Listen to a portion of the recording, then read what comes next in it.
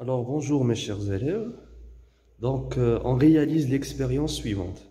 On aura besoin d'un générateur qui nous délivre une tension continue, c'est-à-dire un courant électrique continu. Bien sûr, des fils électriques, une lampe et bien sûr une solution d'eau salée. Et bien sûr, on aura besoin aussi, voilà, d'une lame de fer et d'une lame de cuivre. Bien sûr, on sait que le fer et le cuivre, ce sont de bons conducteurs électriques. Alors, qu'est-ce qu'on va faire dans cette expérience?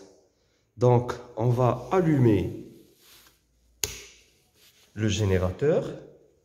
Et donc, lorsqu'on allume le générateur, on observe que la lampe s'allume. Ça veut dire que l'eau salée est un conducteur d'électricité. Alors, pourquoi?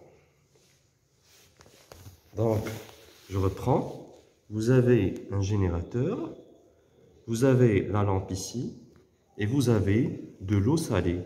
Et bien sûr, lorsque j'éteins le générateur, la lampe s'éteint. Et lorsque j'allume le générateur, la lampe aussi s'allume. Et donc on dit que l'eau salée est un conducteur d'électricité.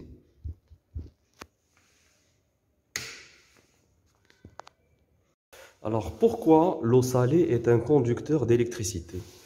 Alors déjà, on peut obtenir de l'eau salée si on prend un récipient, bien sûr, qui contient de l'eau,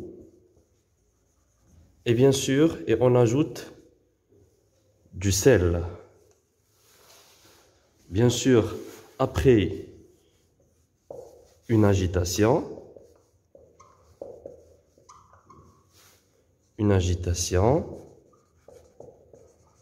on obtient finalement de l'eau salée. Voilà.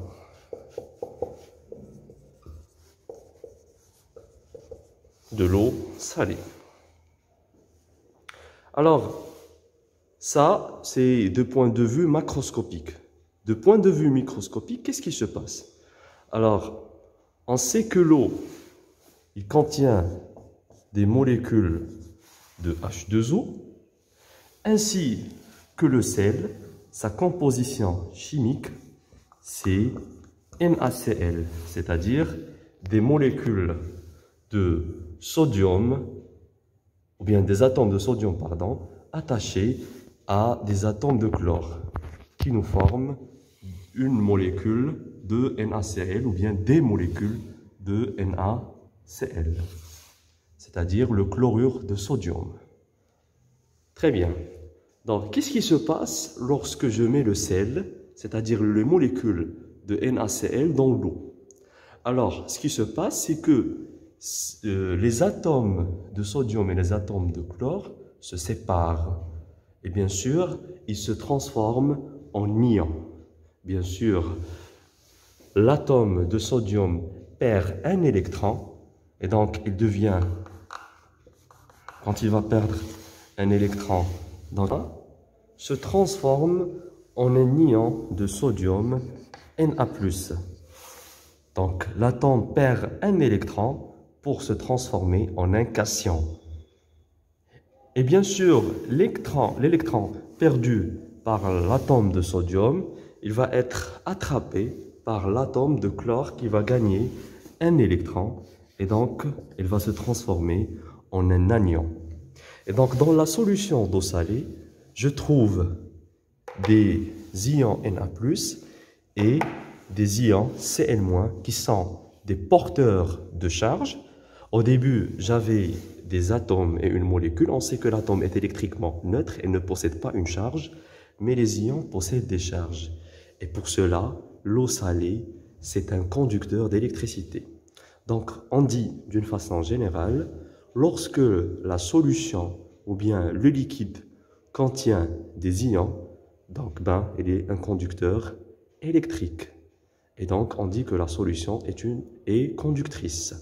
Et si l'eau ou bien la solution ne contient pas les ions, donc, elle sera une solution isolante. Donc, elle ne va pas conduire de l'électricité. Exemple, l'eau sucrée. Attention, lorsque je parle ici de l'eau, je précise que je parle de l'eau pure et non pas de l'eau du robinet ou bien l'eau minérale, car l'eau minérale contient des ions minéraux et l'eau du robinet contient le chlore. Les ions de chlore, Cl-, il est une solution conductrice.